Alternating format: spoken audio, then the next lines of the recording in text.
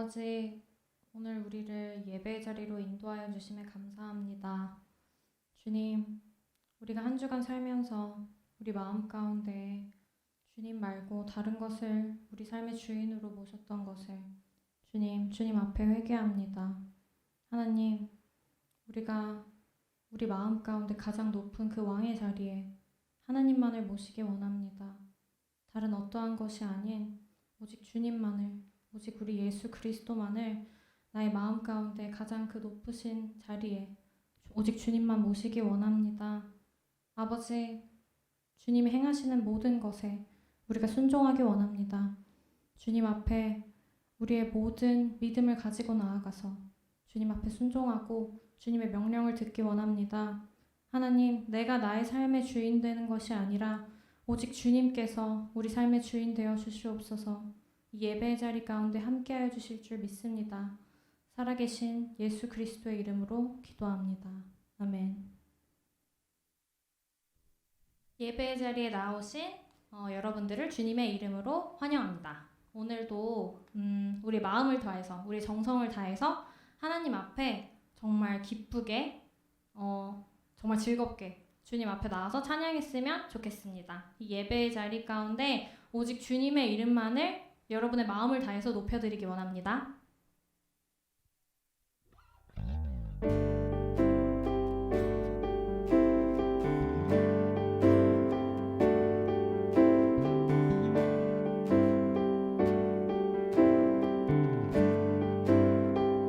그리 아니하실지라도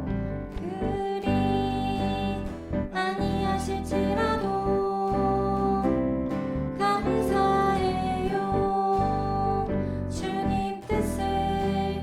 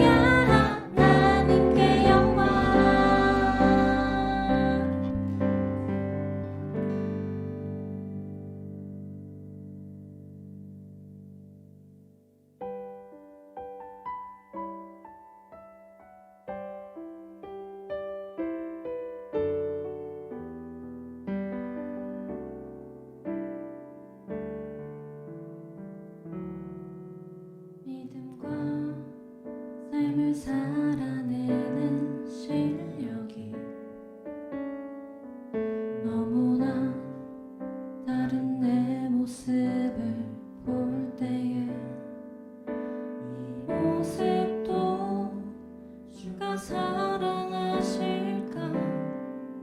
자신 없는 내 모습 그저 주님 앞에 있네. 나 같은 자도 사랑하여 주시고 한 번도 나를 떠나지 않으셨네. 아픔 속에 주를 작게 여긴 날 꾸짖지 않으시고 내 손 잡아주시네. 오직 주님 안에 두려움 없네. 고난을 통해 날 만드심을 믿네. 주님만이 내 모든 것 되시네. 주의 강한 손 날 붙드시네. 오직 주님 안에 소망 있네. 내 삶을 통해 영광 받으실 주님만이 내 모든 것 되시네. 주의 선하심 나 노래하네. 다시 한번 찬양하시겠습니다. 믿음과 삶을 살아내는 실력이 너무나 다른 내 모습을 볼 때에 이 모습도 주가 사랑하실까? 자신 없는 내 모습 그저 주님 앞에 있네. 나 같은 자도 사랑해 주시고 나 같은 자도 사랑하여 주시고 한 번도 나를 떠나지 않으셨네. 아픔 속에 주를 작게 여긴 날 꾸짖지 않으시고 내 손 잡아주시네.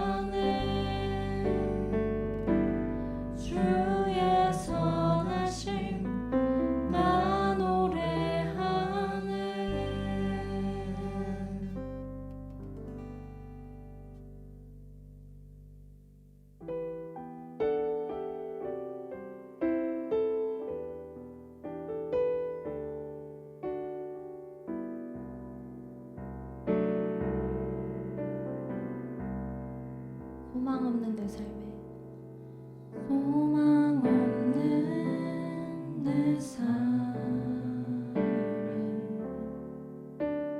새 생명 허락하신 날 향한 주님의 은혜 놀라운 주님의 사랑 삶의 문제 힘겨워 눈물만 들일 때도 날 안아주시는 주님 한없는 주님의 사랑 나 찬양하네 나의 믿음 주께 드려 나의 삶이 주를 향해 내 유일한 사랑 대신 주께 내 삶 드리리 나의 믿음 주께 드려 나의 삶이 주를 향해 내 유일한 사랑 되신 주께 내 삶 드리리. 다시 한번 찬양하겠습니다. 소망 없는 내 삶에 소망 없는 내 삶에 새 생명 허락하신 날 향한 주님의 은혜 놀라운 주님의 사랑 삶의 문제 힘겨워서 삶의 문제 힘겨워 눈물만 들일 때도 날 안아주시는 주님 한없는 주님의 사랑 나 찬양하네 나의 믿음 주께 드려 나의 삶이 주를 향해 내 유일한 사랑 되신 주께 내 삶 드리리 나의 믿음 주께 드려 나의 삶이 주를 향해 내 유일한 사랑 되신 주께 내 삶 드리 나의 믿음 주께 드립니다. 나의 믿음 주께 드려 나의 삶이 주를 향해 내 유일한 사랑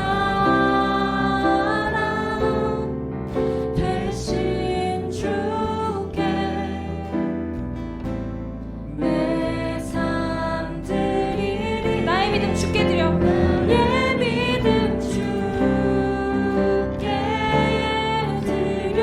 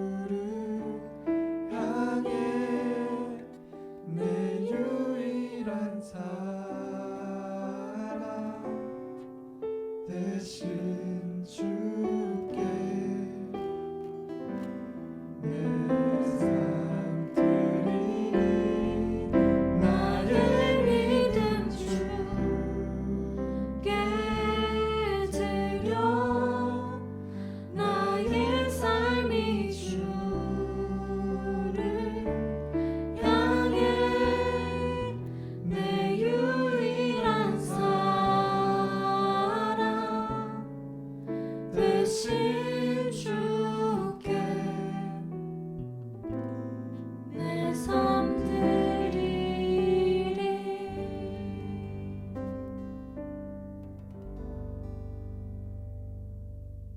다 같이 기도로 예배의 자리에 나아가시겠습니다. 가을 새학기를 출발하게 하신 하나님을 찬양합니다. 주님과 동행하며 나아가기 원합니다.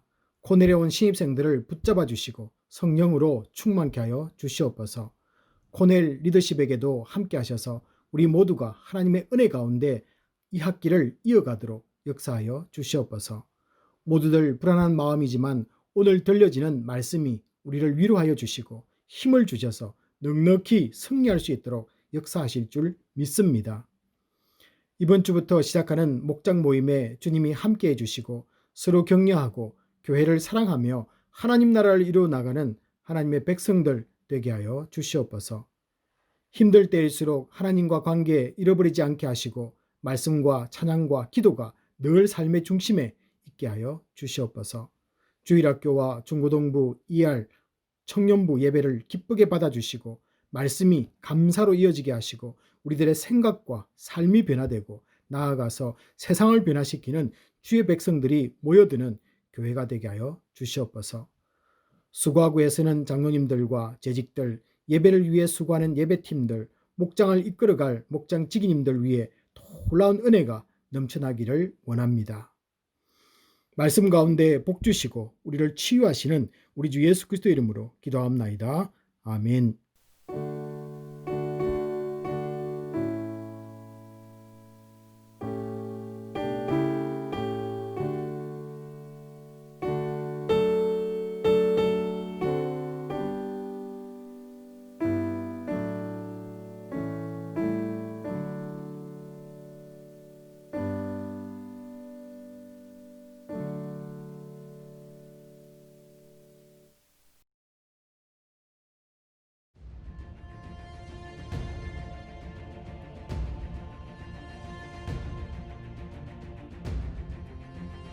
Tax collectors and other people who were considered to be sinners often came to listen to Jesus teach. This made the Pharisees and teachers of religious law complain that he was hanging around with such sinful people, even eating with them. In response to the religious leaders' reaction, Jesus told the people a story about a shepherd and his flock of sheep.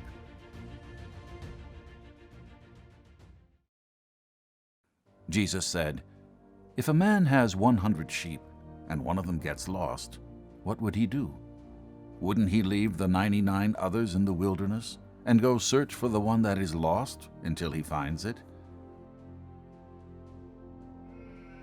Once the shepherd finds his lost sheep, he's so happy that he puts it on his shoulders and carries it home. When he arrives, he calls together his friends and neighbors, saying, 'Rejoice with me, because I have found my lost sheep.'" Jesus explained to those who had come to listen to him that just as the shepherd rejoiced over finding his lost sheep, there is more joy in heaven over one lost person who turned away from sin and returns to God than over the 99 others who are righteous and never strayed. To make sure everyone understood his point, Jesus then went on to tell the group another story. Jesus said, "Suppose a woman has 10 silver coins and loses one. Wouldn't she light a lamp and sweep the entire house, searching carefully until she finds it? When the woman finally finds the lost coin, she calls in her friends and neighbors, saying, 'Rejoice with me, because I found my lost coin.'" Jesus explained the meaning of the story by telling the people that the kind of joy the woman felt when she found her lost coin is the same joy angels in the presence of God experience when even one person turns away from sin.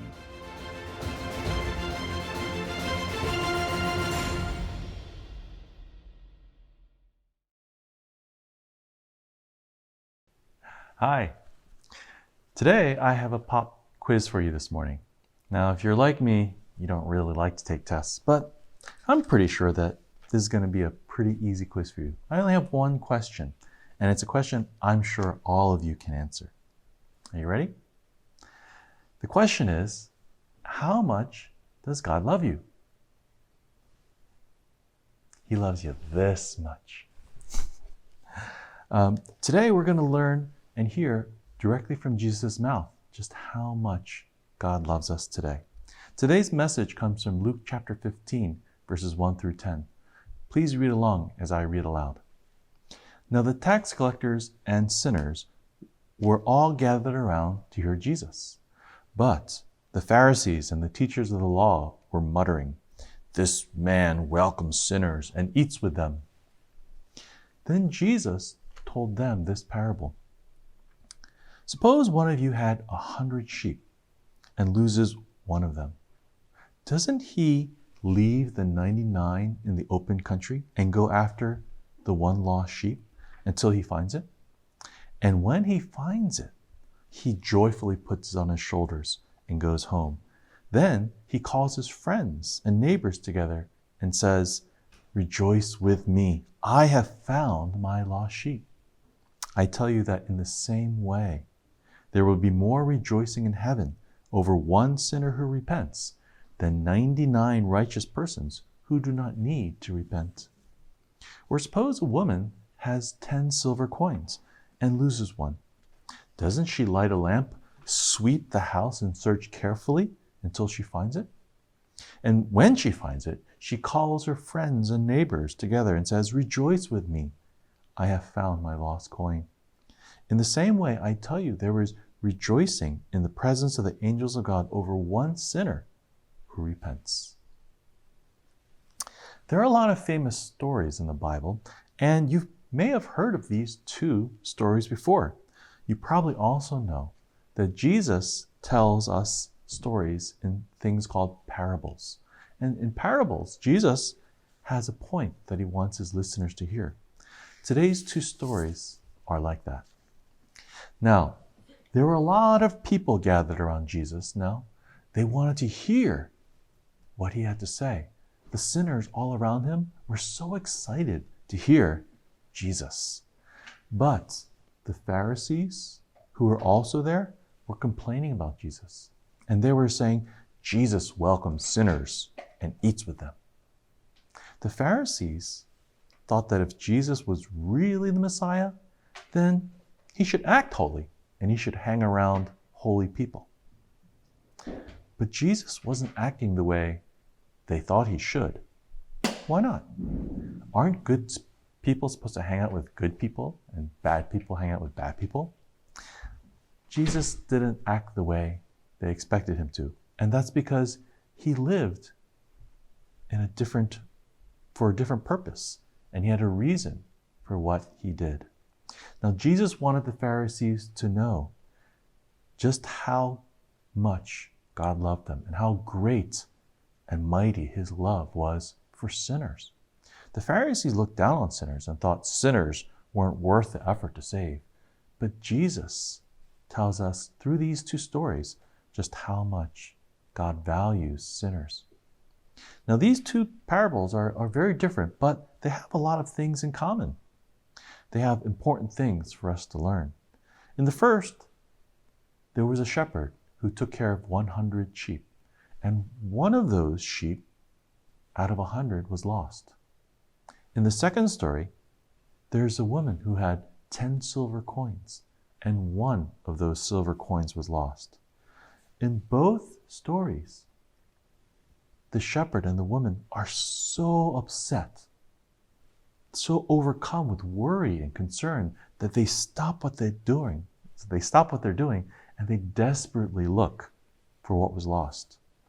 You know, we have something very important to learn from these stories about God, and that is that God is actively looking for his people.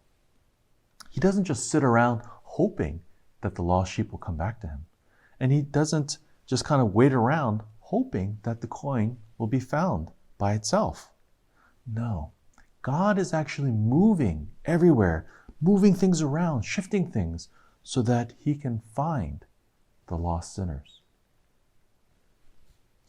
You know, I used to think that it was kind of weird that the shepherd would leave the other 99 sheep to look for just the one lost sheep. Why wouldn't he be content with having 9 coins instead of 10, and then crying over the one lost coin. But God doesn't say, I've saved 99 sheep, and that's good enough. God sees each sheep individually, and He loves and He cherishes each person, each sinner. When one is lost, He's heartbroken, and He won't rest. He doesn't stop until He can find the one lost sheep and bring it back into the family. Now, how great is that? Have you ever been lost before? Maybe you've been lost in the mall or in a store. What happened when your parents found you? Weren't they just so excited and so happy to have you back? Well, God is 100 times happier when sinners come back to Him and return to the family. Now, maybe you're not sure yet that God loves sinners like us, but the parable tells more about Jesus and God's love. Now, what happens after the shepherd and the woman find the lost sheep and the lost coin? They both rejoice, and they call their friends and neighbors together to celebrate. God loves sinners so much that He doesn't just relax and say, yay, on the inside. No, He feels so happy. He's so overwhelmed with joy and happiness that it just bubbles over. God wants to tell everyone the good news, and all the angels in heaven, all the thousands and millions of angels rejoice over one sinner who repents. Now, why is that? Is it because it's such a rare event? No, it's because God loves every single sinner so much, and every single person is precious to God. God is so happy that the angels have to be happy too. Now, let me ask you this. Do you know how much God loves you today? Now, we have some questions to go over today. Why did the Pharisees and religious leaders complain about Jesus? The Pharisees and religious leaders complained that Jesus was hanging out with sinners. Who was Jesus' story about? Jesus told a story about a shepherd with 100 sheep. Who did the shepherd call when he got home? He called his friends and his neighbors. How did Jesus compare his story to God? Jesus said the joy of the shepherd was like the joy felt in heaven when a sinner repents. Jesus told a second story about who? He told a second story about a woman with 10 coins. Why did the woman call her friends and neighbors? The woman called her friends and neighbors to rejoice with her when she found her lost coin. How does Jesus explain his second story? Jesus says that the joy the woman felt finding her lost coin was like the joy felt in heaven when one person repents.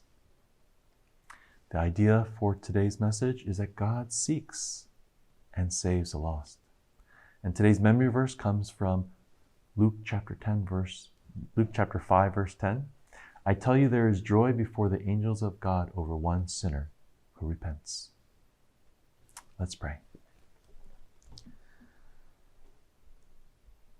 Heavenly Father, thank you so much that you love us so dearly and so preciously, that you gave us Jesus Christ to die on the cross.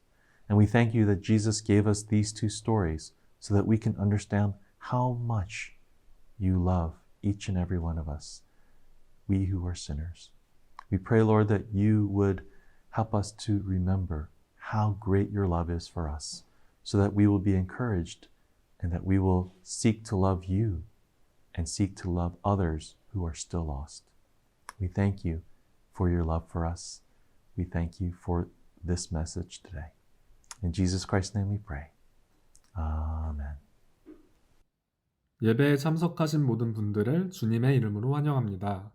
2020년 하반기 기도 제목을 두고 온 성도가 한마음으로 기도하여 주시기 바랍니다. 코넬 대학의 교회 건물이 올해 말까지 폐쇄 결정이 발표됨에 따라 주일 예배는 기존과 같이 12시 45분부터 온라인으로 드려집니다. 온라인 헌금에 대해 안내드립니다. 온라인 예배의 장기화로 인해 헌금은 수표나 온라인 헌금 사이트를 통해 보내주시기 바랍니다. 온라인 헌금 사이트 링크는 동영상 제목 더보기란에 남겨두었습니다. 이타카에 새로 오시는 가정이나 신입생이 있으면 교회를 소개해 주시고 담임 목사님께 알려주시기 바랍니다. 한글학교 소식을 안내드립니다.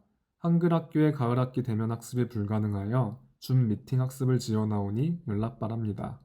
또한 가을학기 과정의 일환으로 성경 잠언 읽고 쓰기를 겸하여 진행할 예정입니다. 참여 방법은 다음과 같습니다. 다음 주일 예배 후 재직회 모임이 줌으로 있습니다. 줌 정보는 이메일을 통해 안내드리도록 하겠습니다. 매일 청년부 금요 예배가 저녁 7시 30분부터 줌으로 드려집니다. 오늘 기혼 목장지기 성경 공부가 오후 3시에 줌으로 있습니다. 가을학기 기혼 목장 모임이 줌으로 9월 11일부터 시작됩니다. 주일 예배 설교, 본문 읽기를 원하는 부부나 자녀들을 모집합니다. 매일 새벽 예배는 생명의 삶 순서에 따라 기도드리시기 바랍니다. 조재연 이날의 성도 가정에 귀한 딸을 주셨습니다. 다 함께 축하 부탁드리겠습니다. 주님 주신 말씀으로 한 주간 승리할 줄 믿습니다. 이번 주부터 우리 목장 모임이 시작되는데요. 특별히 힘들고 어려울수록 기도가 많이 있는 우리 기혼 목장 되기를 바랍니다. 또한 좋은 소식을 또 나누도록 하겠습니다. 우리 조재현 이날의 성도님 가정에 귀한 딸 우리 조이혜를 주셨습니다. 이 시간에 우리 가정을 축하하면서 또 함께 잠시 기도하도록 하겠습니다. 아버지 하나님 감사합니다. 힘들고 어려운 이 시기에도 하나님의 사랑이 넘쳐나게 하심을 감사하고 또 아버지 하나님 귀한 딸 이렇게 이해를 주셨습니다. 아빠 엄마의 믿음을 따라서 순종하게 하시고 또 아버지 하나님 지혜롭게 잘 자라나서 하나님 나라를 위해서 귀하게 쓰임받는 딸이 될 수 있도록 축복하여 주시옵소서. 모든 것을 맡기며 감사드리며 우리 주 예수 그리스도의 이름으로 기도합나이다. 아멘. 오늘 주시는 말씀입니다. Therefore, at that time, certain Chaldeans came forward and maliciously accused the Jews. They declared to King Nebuchadnezzar, O king, live forever. You, O king, have made a decree that every man who hears the sound of the horn, pipe, lyre, trigon, harp, bagpipe, and every kind of music shall fall down and worship the golden image. And whoever does not fall down and worship shall be cast into a burning fiery furnace. There are certain Jews whom you have appointed over the affairs of the province of Babylon. Shadrach, Meshach, and Abednego. These men, O king, pay no attention to you. They do not serve your gods or worship the golden image that you have set up. Then Nebuchadnezzar, in furious rage, commanded that Shadrach, Meshach, and Abednego be brought. So they brought these men before the king. Nebuchadnezzar answered and said to them, Is it true, O Shadrach, Meshach, and Abednego, that you do not serve my gods or worship the golden image that I have set up? Now, if you are ready when you hear the sound of the horn, pipe, lyre, trigon, harp, bagpipe, and every kind of music, to fall down and worship the image that I have made, well and good. But if you do not worship, you shall immediately be cast into a burning fiery furnace. And who is the God who will deliver you out of my hands? Shadrach, Meshach, and Abednego answered and said to the king, O Nebuchadnezzar, we have no need to answer you in this matter. If this be so, our God, whom we serve, is able to deliver us from the burning fiery furnace, and he will deliver us out of your hand, O king.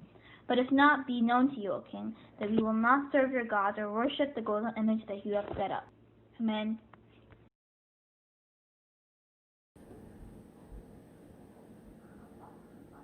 지난주에 코넬이 가을 학기가 시작되었습니다. 모두들 주 안에서 힘차게 달려나가기 바라고 주님과 동행하기를 기도합니다. 다들 가보지 않은 길을 매일 걸어가고 있습니다. 어떤 것이 다가올지 걱정도 되지만은 또 한편으로는 기대에 차 있기도 합니다. 우리가 몇 주 전부터 보고 있는 이 다니엘과 그의 친구들의 상황과 비슷한 것 같습니다. 다니엘서 2장 우리 48절과 49절에 의하면요, 이 다니엘은 왕이 꾼 꿈을 맞추고 또 그 꿈을 해석해 줌으로써 온 지방을 다스리며 모든 지혜자들의 어른이 되어서 이 왕궁에 살고 있었습니다. 새 친구들 역시 이 다니엘의 요구에 따라 지방을 다스리게 됩니다. 그들은 각각 이 왕궁과 또 지방에서 그들의 새로운 삶을 살아가면서 한 번도 가보지 않는 그 길을 기대하면서 우리와 같은 그런 심정으로 살아가지 않았겠는가라는 것이죠. 참 이상한 것은 하나님은 그분들의 자녀들을 가만히 두지 않는다는 것입니다. 편안하게 내버려 두지 않고 이 고난과 시련 가운데로 데려가십니다. 이것이 하나님의 자녀들을 이 땅에서 다루는 하나님의 방법이기도 합니다. 시간이 얼마 흘렀는지는 알 수 없습니다. 어느 날 이 세 명의 친구들에게도요, 힘든 시간이 찾아오게 됩니다. 다니엘서 3장 1절을 보시면은 이 느부갓네살 왕은 대충 이 폭이 한 3m 정도, 그리고 높이는 30m 정도 되는 이 금으로 만든 신상을 만들었다라고 이렇게 말해주고 있고요. 또 그것을 이 수도가 아닌 이 지방의 두라 평지에 세웠다 이렇게 말해주고 있습니다. 그곳이 어디인지 의견들이 분분합니다. 하지만은 많은 사람들이 쉽게 볼 수 있을 것이고 또 주변 나라 사람들이 자주 왕래하는 어느 곳에 두었을 것이다 라고 이렇게 우리가 짐작을 해볼 수는 있습니다. 웅장한 건축은 왕들의 막강한 통치와 이 제국의 힘을 상징하는 것입니다. 이 느부갓네살 왕도 그런 유혹을 뿌리치지 못했던 것 같습니다. 거대하게 만들어진 금신상은 왕에 대한 개인 우상화는 사실은 아닙니다. 오히려 이 바벨론의 신을 섬기도록 해서 속국으로 삼고 있는 이 왕들에 대해서 충성을 이끌어내려고 했던 이 제국의 의도라고 보시면 더 맞을 것 같습니다. 2절에 보시면요, 이 왕이 각 지방 모든 관원들에게 이 낙성식에 참석하라고 명령을 내립니다. 그의 명령에 따라서 이 3절에 보시면은 지방을 다스리던 이 세 명의 친구들도 그곳에 오게 됩니다. 여기까지는 별 문제가 없어 보입니다. 드디어 이 5절에 보시면요, 모인 사람들을 향해서 이 악기 소리가 들릴 때 왕이 세운 이 신상에 모두 절하라는 왕의 명령이 내려지기 시작합니다. 그런데 이 6절을 보시면요, 그 명령은 누구든지 엎드려 절하지 않는 사람은 풀무불에 던져 넣겠다라는 이 위협이 자리 잡고 있었습니다. 그곳에 온 사람들 중에는 많은 사람들이 바빌론 사람들이 아닌 타국인들이었을 것입니다. 그렇다면 자연스럽게 그들이 나름대로 자기들의 신을 섬기고 있었을 것입니다. 그럼에도 불구하고 그들은 그 명령을 거역하지 못하고 죽는다는 이 두려움 때문에 그들은 절을 하게 됩니다.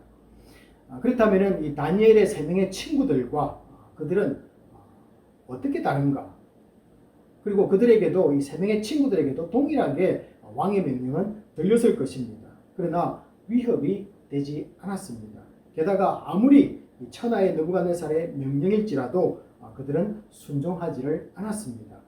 여러분, 그 이유는 간단합니다. 전에도 그렇게 살아왔기 때문에 그렇습니다. 이게 굉장히 중요한데요. 우리의 믿음 생활이라는 것은 어제와 오늘이 달라지는 것은 아닙니다. 그리고 내일도 달라져서는 안 되고요. 주님이 오실 때까지 동일하게 우리의 믿음은 나아가야 된다라는 그런 메시지를 우리에게 전해주고 있습니다. 이 절하는 사람들과 이 세 사람의 차이가 과연 무엇일까요?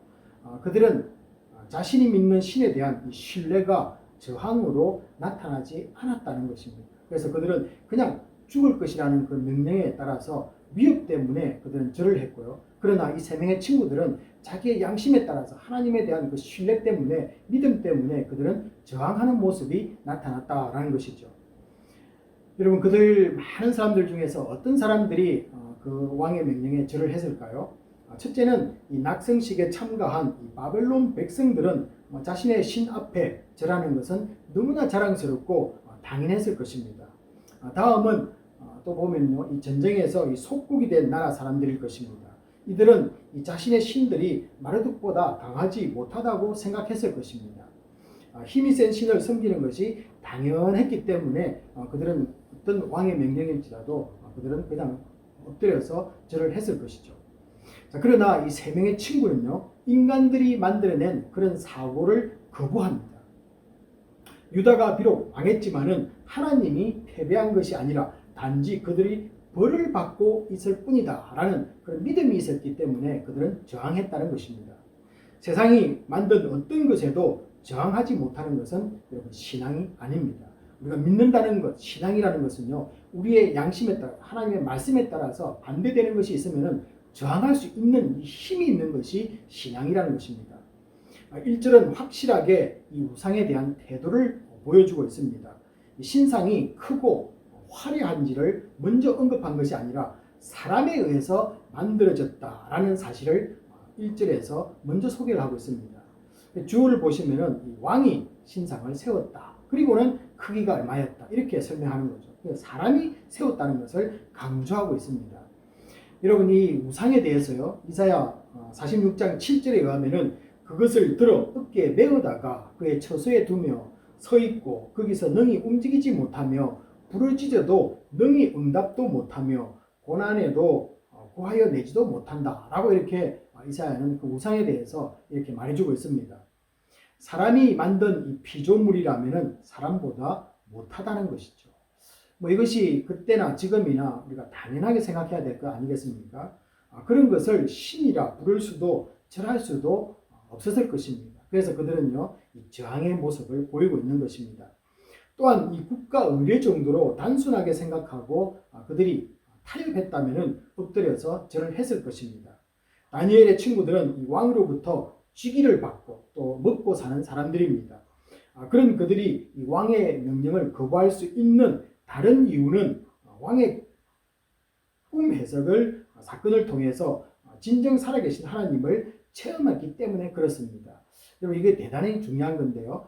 그들은 살아계시는 하나님을 체험했다는 것입니다. 그 체험이 그들의 신앙 속에서 정말로 내가 믿고 있는 하나님은 죽은 신이 아니라 내가 붙들고 계시는 하나님이 지금도 살아계신다는 그 믿음 앞에서 그들은 절을 하지 않았다는 것이죠. 이 다니엘서 2장 47절을 보면요, 이 다니엘로부터 꿈 해석을 듣고 난 직후에 이 느부갓네살 왕은 자신의 입으로 이렇게 고백합니다. 너희 하나님은 참으로 모든 신들의 신이라고 말을 합니다. 자신들을 정복한 이 왕의 입을 통한 살아계신 하나님을 생생히 그들은 경험을 했던 것입니다. 그렇게까지 말한 왕이 지금은 이 하나님 아닌 신상 앞에서 이 절하라고 명령을 내리지만은 대수롭지 않았습니다. 그 문제는요, 왕의 문제이지 그렇다고 이 자신의 신앙을 포기할 수 있는 것은 아니라는 판단 때문에 그렇습니다. 여러분, 참 이게 중요하지 않습니까? 남들은 그렇게 할지라도 내가 믿고 있는 이 믿음 신앙생활 속에서 아니라고 생각하면 저항할 수 있는 힘이 있어야 된다라는 것입니다. 이들이 낙성식에 올 때 신상 앞에 절하게 될 것이라는 사실을 알고 왔는지 아니면은 현장에서 알게 되었는지 사실 그 문제는 중요하지가 않습니다. 잡히고 왔을 때부터 보여주었던 어릴 적의 믿음이 사라지지 않는다는 사실이 더 중요하다라는 것입니다. 그래서 우리 성도님들은 이 코넬에 처음 왔을 때 내가 가졌던 결단들과 이 하나님 앞에서의 이 믿음이 없을 줄로 믿습니다. 여러분, 이 코넬 대학도 우상이 존재하는 곳입니다. 제가 몇 번에 걸쳐서 그런 이야기들을 좀 나눴는데요. 우리가 있는 이 캠퍼스 속에 여러분들 보이지 않는 우상들이 얼마나 많습니까? 좋은 직업과 더 나은 미래라는 우상이 여러분들을 향해서 절하라. 그리고 하나님보다 이 자신을 섬기라고 유혹을 할 것입니다. 이 학기가 시작되고 또 학년이 높아지면서 친구나 선배들이 좋은 직장을 얻어서 졸업하는 모습을 보면은 이런 생각이 들 때가 있습니다. 나 정말로 이렇게 사는 것이 맞아? 라고 생각하면서 자신을 한번 보게 될 것입니다. 자기를 돌아보고 개선하는 것은 굉장히 중요하고 필요합니다. 그러나 성경을 읽는 시간이 없어지고 주일 예배조차 드릴 수 없는 쪽으로 간다면 그것은 문제입니다. 이 문제는 학부, 대학원생 상관없이 누구에게나 찾아옵니다. 그래서 이 학기 초부터 우리가 단단하게 잡기 위해서 이 다니엘을 보고 있는 이유입니다. 다니엘에서 배운 것을 우리 2주에 거쳐서 이미 제가 말씀을 드렸는데요. 한번 우리 다시 한번 더 2주 동안 나눴던 말씀을 짧게 한번 정리를 좀 했으면 좋겠습니다. 먼저 우리 다니엘서 1장 8절에 보시면은 이 다니엘처럼 뜻을 정하는 이 결단을 해야 합니다. 뜻을 정하는 것은 살아가면서 어떤 요구들이 나에게 일어날 때 어떻게 대답할 것인가, 또 그리고 어떻게 움직일지 이미 결정되어 있는 것을 의미합니다. 이런 사람들은 현장에서 이 세 친구들처럼 어떤 엉뚱한 요구가 주어질지라도 흔들림 없이 자신의 믿음을 지켜갈 수가 있기 때문에 그렇습니다. 하지만은 이런 든든한 믿음도 사탄은 유혹합니다. 그래서 여러분들이 단단한 결심을 가지고 믿음 있게 출발하지만요, 늘 사탄은 우리에게 와서 유혹하고 우리를 흔든다는 것입니다. 하나님 섬기는 시간 대신 너를 위한 시간에 투자 한번 해보지 않을래? 이렇게 속삭입니다. 그러면은 더 나은 삶을 너는 선물로 받을 거야. 옆에 친구를 한번 봐. 이런 유혹을 이길 수 있는 비결은 지난주에 말씀드린 것처럼 다니엘서 6장 10절에 다니엘처럼 이 기도하는 습관을 유지하는 것입니다. 그래서 많은 유혹들이 올 적에 그 유혹을 잘라낼 수 있는 것은요, 우리가 얼마나 기도하느냐에 따라 달려있다는 것입니다. 그래서 우리가 흔들림이 없게 만들기 위해서는 기도해야 된다라고 했는데요, 그 흔들림이라는 것은 다르게 말하면 우리를 유혹하는 그 유혹입니다. 그래서 유혹을 이겨내기 위해서는 우리가 기도하는 사람이 되어야 된다. 그래서 다니엘은요, 하루에 예루살렘을 향해 놓고 기도하는 그런 모습을 우리에게 보여주었던 것입니다. 그래서 기도의 사람들이 되어서 오늘의 나의 믿음이 주님 오실 때까지 견고하게 설 줄로 믿습니다. 여러분, 지금부터는요, 우리 다니엘 이야기가 아닌 우리들의 이야기를 좀 다루고자 합니다. 우리의 현실적인 문제는 다니엘 친구들처럼 이 믿음이 견고하지 못하다는 것입니다. 기적을 통해서 하나님의 살아계심을 직접 눈으로 보았던 이 경험이 없다는 것입니다. 물론 그런 경험을 가진 분들을 제가 무시하는 것 아닙니다. 물론 그런 분들이 있다는 것을 인정하고 이렇게 말씀드립니다. 특히 우리 팬데믹이라는 이 어려운 시간을 보내면서 이 하나님이 무능해 보이고 또 내 기도에 무관심하다라는 것이 느끼는 그런 순간이 바로 지금 이 시간입니다. 팬데믹 기간 동안 이 신앙을 버리는 분들의 말을 저널을 통해서 들으면요, 그분들은 이렇게 말합니다. 영상을 통해 드리는 예배도 별 도움이 없고 또 감동이 없다는 것입니다. 그냥 습관이 되어 버렸다는 것입니다. 게다가 인간의 연약함 때문에 만들어낸 것이 종교라는 소리가 자신의 귀에 더 설득력 있게 들려온다는 것입니다. 그리고 그렇게 생각도 해본다는 것입니다. 믿음의 사람들을 만나고 대면으로 예배를 드리지 못하는 상황이 우리는 계속되고 있습니다. 이런 상황에서 우리는 어떻게 믿음을 유지시켜 나갈 수 있을까를 생각합니다. 이때 늘 우리는 무엇을 해야 할까를 생각합니다. 성도는 무엇을 행함으로 구원에 이른 사람들이 아닙니다. 그러므로 이런 상황, 우리가 팬데믹이라는 이 힘든 상황에서도 우리가 할 수 있는 유일한 것은 어쩌면은 믿음뿐이라는 것입니다. 이건 대단히 중요합니다. 뭔가 우리가 할 수 있습니까? 할 수 없을 때 우리가 붙잡아야 되는 것은 믿음밖에 없다는 것입니다. 여러분, 그러면은 어떤 믿음일까요? 어떤 믿음이 우리를 이 팬데믹이라는 이 상황 속에서 쓰러지지 않고 넘어지지 않고 주님을 붙잡으며 나아갈 수 있는 믿음이 어떤 믿음이라는 것입니까? 기적을 베풀어 주면 하나님을 찬양하는 믿음도 사실은 있습니다. 다니엘보다 앞선 하나님의 사람들 역시 이 기적이 눈앞에서 일어났습니다. 그래서 적들이 물러가고 이 배고픔이 사라지고 질병들로부터 구원받는 이 하나님의 체험들을 했습니다. 늘 이런 기적의 하나님이라면 얼마나 좋겠습니까? 그런데 왜 나에게는 이런 하나님이 아닙니까? 여러분, 분명히 제가 말씀드립니다. 동일하신 하나님이십니다. 그러나 우리에게는 그렇게 하지 않는 쪽을 하나님은 선택했을 뿐이라는 것입니다. 그래서 하나님은요, 기적을 통해서 우리에게 믿음을 키워갈 수도 있고 그렇게 아니하고도 우리에게 믿음을 키워나갈 수 있는데, 하나님은 지금은 기적보다는 이쪽을 하나님이 우리에게 택했다라는 것입니다. 이것뿐입니다.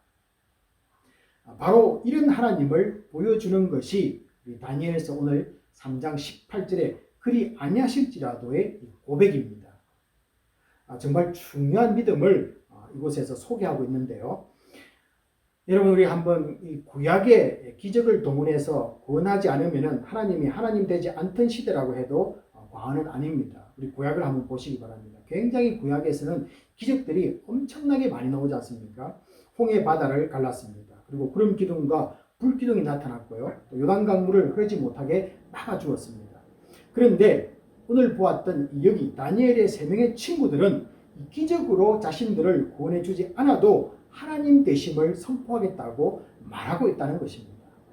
기적 없어도 나는 하나님 되심을 믿습니다. 하나님은 하나님이십니다. 그래서 그리 아니하실지라도 이 믿음이 얼마나 중요한가를 우리에게 전달해주고 있는 것입니다. 이것은 정말 기적이 나타나야 할 시간에 나타나지 않아도 여전히 하나님을 믿는 사람들이 있었다는 사실을 우리에게 알려주는 것입니다. 이런 모습은 초대교회에 더 많이 나타났습니다. 그리고 예수 믿는다는 이유로 이 잡혀온 성도들을 향해 달려오는 이 사자의 다리가 부러져 넘어지는 기적이 일어나지 않았습니다. 그래서 여전히 사자가 달려와서요, 그 아이를 품고 있는 그 모든 가족들을 다 해치고 죽였습니다. 불 속에 던져질 때 갑자기 천둥이 내려 그 불을 꺼버리고 성도를 묶은 이 기둥이 박살나버리는 그런 기적도 없었습니다. 비도 오지 않았습니다. 천둥도 치지 않았습니다. 처참히 죽어갈 뿐이었습니다. 그럼에도 불구하고 그들은 예수 그리스도가 나의 주인이심을 부인하지 않았습니다. 그들의 믿음이 다른 믿음이 아닙니다. 우리 성도들의 믿음도 여기까지 갈 수 있다는 것을 보여주는 것입니다. 그래서 그들이 그렇게 했다면 우리들도 그 믿음까지 가야 된다. 그런 말씀이겠죠. 그들은 기적을 보지 못했습니다. 하지만은 기적을 보았던 성도들이 보지 못한 하나님을 바라볼 수 있었습니다. 이 기적을 경험한 성도들은 이 배고픔과 죽음을 제거해주는 하나님을 체험했습니다. 그러나 기적을 보지 못한 성도들도 여전히 살아계시고 역사하시고 그들의 아픔과 죽음의 순간까지 함께해 주시는 하나님을 그들만 보게 되었다는 것입니다. 참 놀랍지 않습니까? 그래서 기적을 보았던 사람들도 하나님을 보았고요. 기적이 일어나지 않은 사람들에게도 하나님은 여전히 그들에게도 하나님은 보여주셨다는 것입니다. 이것이 중요합니다. 이때 하나님은 우리를 홀로 두지 아니하시고 함께하는 하나님을 노출시켰습니다. 그 예가 바로 우리 사도행전에 나오는 이 스데반 집사의 순교 장면입니다. 우리 사도행전 7장 55절을 보시면요, 그를 죽이는 사람들은 예수를 보지 못했습니다. 그러나 스데반은 이 자신의 죽음을 안타까워하시며 그에게 힘을 주기 위해서 하나님 우편에 서서 그에게 힘을 주고 계신 예수를 그만 혼자 볼 수가 있었습니다. 옆에 사람들은 보지 못했습니다. 그러나 죽어가는 그 현장에서 스데반은요, 주님이 그를 응원하고 계셔서 주님이 하나님의 우편에서 서서 계시는 예수를 보았다는 것입니다. 이런 현상은 주님이 성천하고 오순절날 성령이 임하는 사건 이후에 점점점 더 많아지고 있습니다. 우리 사도행전을 보시면 그런 모습을 볼 수 있습니다. 자, 그렇다고 기적이 멈춘 것은 아니지만은 이 구약에서처럼 기적이 나타나는 수는 분명히 줄어들고 있습니다. 이것은 기적이 없어 하나님이 무능력해 보이고 죽은 하나님처럼 보이는 그런 시대에 우리를 밀어넣는다는 그런 의미도 있습니다. 그래서 너희들은 이제는 그 기적이 일어나는 그런 시대에 사는 것이 아니라 이제는 기적이 없어도 나를 믿는 그런 시대가 도래했으니 너희들은 이 시대를 살아가라고 하나님이 우리를 밀어넣는다는 것입니다. 이 믿음이 이 팬데믹 상황에서 새 학기를 시작하는 우리들에게 꼭 필요하다고 생각하지 않으십니까? 많은 분들이 지쳐있고 또 뭔가 기적 같은 신선한 충격이 없나 귀를 기울이고 있습니다. 그런데 별로 그런 일은 없습니다. 하나님이 정말 살아있는지 불신이 일어납니다. 습관처럼 내가 예배드리고 있는지 의심도 때로는 생길 수 있습니다. 이 시대에 우리들은 이 다니엘의 세 친구들의 그리 아니하실지라도의 이 고백을 외쳐야만 합니다. 자신을 도와주지 않는 이 서운한 마음을 하나님께 표현하는 것이 아닙니다. 그리 아니하실지라도는요, 서운함을 나타내는 표현이 아니라는 것이죠. 신상에 절하라는 이 왕의 명령을 어겨 풀무 속에 던져질지라도 하나님을 부인할 수 없다는 단단한 믿음의 표현입니다. 하나님이 나에게 심지어 섭섭하게 하실 수 있다는 것을 인정하는 것입니다. 그래, 하나님은 내가 원하는 대로 다 응답해 주시지 않는 분이야. 그렇다고 나는 서운해하지 않아. 서운해할 필요가 없어. 이런 믿음이 이 고백 속에 깔려 있는 것입니다. 누가 이런 고백을 한 사람이 있었습니까? 그래서 그들의 고백은 정말로 멋진 고백이라는 것입니다. 이 팬데믹이라는 상황을 지나가면서 정말 필요한 믿음은 바로 그리 아니하실지라도의 이 믿음의 고백이라고 저는 믿습니다. 6개월이 다 되어 가고 있지만요, 1년 이상 더 교회도 나오지 못하는 현실이 되면 우리는 어떻게 할 것입니까? 백신에 대한 소식은 있지만 확실하지도 않고 확진자는 늘어가고 있는 상황입니다. 학기는 시작되었지만 사실은 이 불안감을 감추지 못하는 것도 또한 사실입니다. 그래서 우리들에게 이 그리 아니하실지라도 이 믿음이 더욱 필요한 이유입니다. 내가 기대하는 대로 되지 않을 수 있다는 것 인정하는 믿음입니다. 그럴지라도 우리는 주를 원망하지 않고 주만 바라보아야만 합니다. 이것이 믿음의 성도의 모습입니다. 나를 실망하는 일이 일어나도 내가 믿었던 하나님을 부인할 수 없습니다.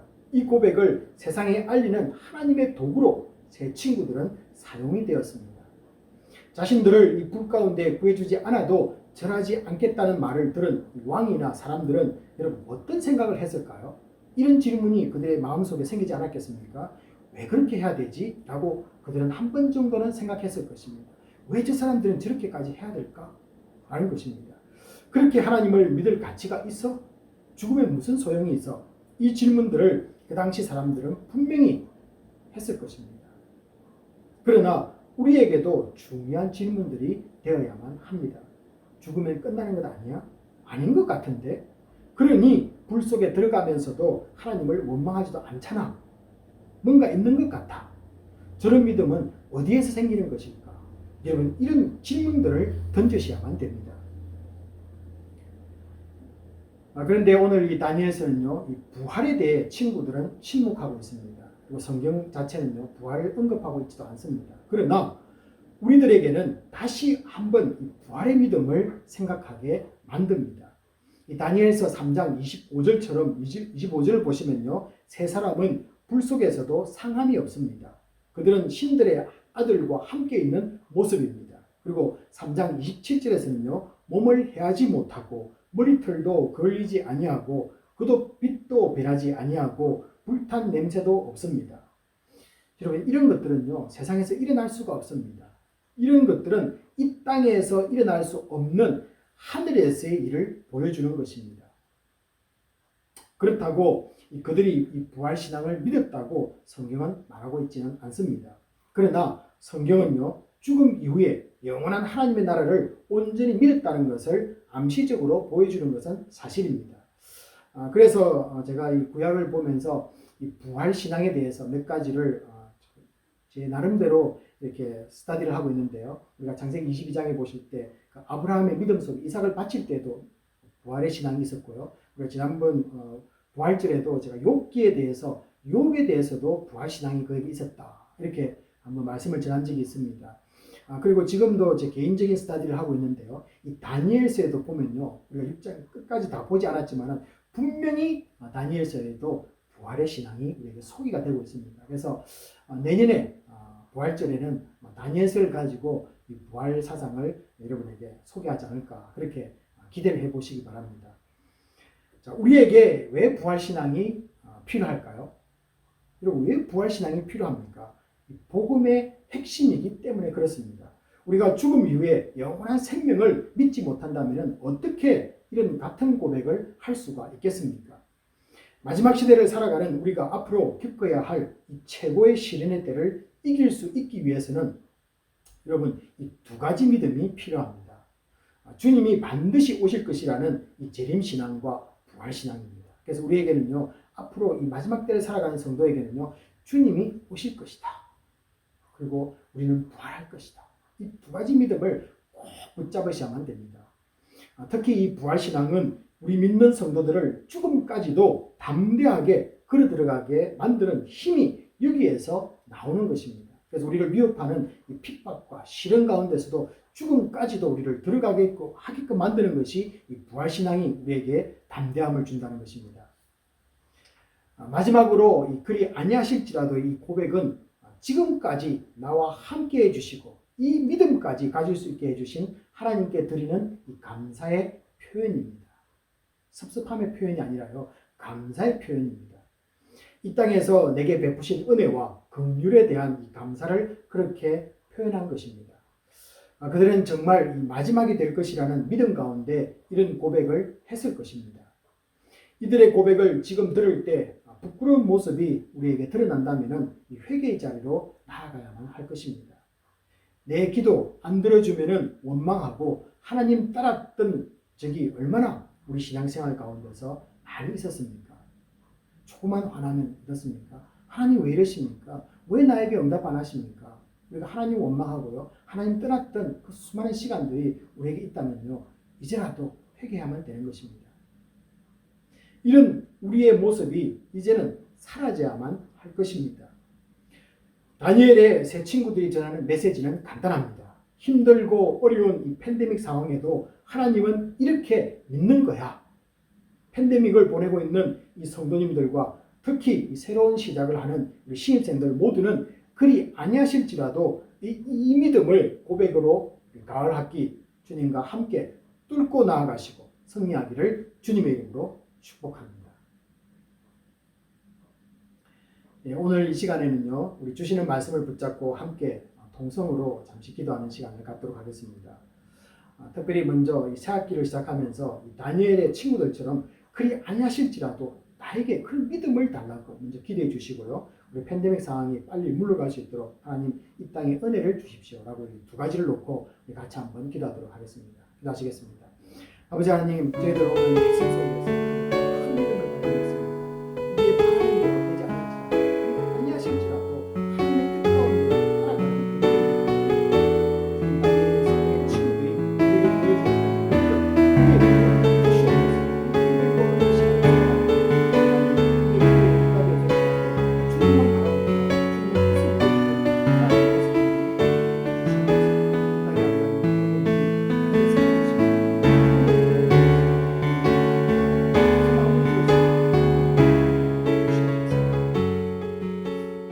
아버지 하나님, 저희들 오늘 이 귀한 말씀을 통하여서 참 큰 믿음을 저희들이 바라보았습니다. 아버지 하나님, 우리에게도 이 다니엘의 세 명의 친구들과 같은 동일한 그리 아니하실지라도의 이 믿음을 갖는 계기가 되게 하여 주시옵소서. 내 뜻대로 되지 않을 때 아버지 하나님, 하나님을 더욱더 붙잡고 나아갈 수 있는 참된 우리의 믿음의 신앙의 모습이 될 수 있도록 우리를 붙들어 주시고 함께하여 주시옵소서. 특별히 아버지 하나님, 이 팬데믹 상황이 빠르게 종료될 수 있도록 하나님 이 땅에 은혜를 더하여 주시옵소서. 그래서 이 가을 학기를 잘 마무리 지을 수 있도록 하나님 함께하여 주시옵소서. 모든 것을 감사드리며 우리 주 예수 그리스도의 이름으로 축복하며 기도합니다. 아멘. 믿음으로 시작한 새 학기입니다. 우리 앞에 어떤 것들이 놓였을지 모르지만 주님 바라보며 함께 걸어가기 원합니다. 내가 원하지 않고 바라는 대로 주님이 응답하지 않을지라도 여전히 주님 사랑하며 감사가 이어지는 우리의 믿음 생활 되게 하여 주시옵소서. 오늘도 수고와 헌신, 감사와 물질을 드리는 모든 성도들을 기억해 주시고 축복하여 주시옵소서. 하나님 나라 확장시켜 나가는 곳에 잘 쓰임 받을 줄 믿습니다. 힘든 이때 더욱 주위를 둘러보며 힘들고 아파하고 상처 가운데 있는 이웃들을 살피고 기도하는 교회와 성도들 되게 하여 주시옵소서. 지금은 우리 주 예수 그리스도의 은혜와 지극하신 하나님의 사랑하심과 성령님의 감동감화 위로하심이 내 뜻대로 되지 아니할지라도 주의 뜻 바라보며 하나님 영광 위에 살기로 결심하는 모든 심령들 위해 지금부터 영원까지 함께 있을지어다. 아멘.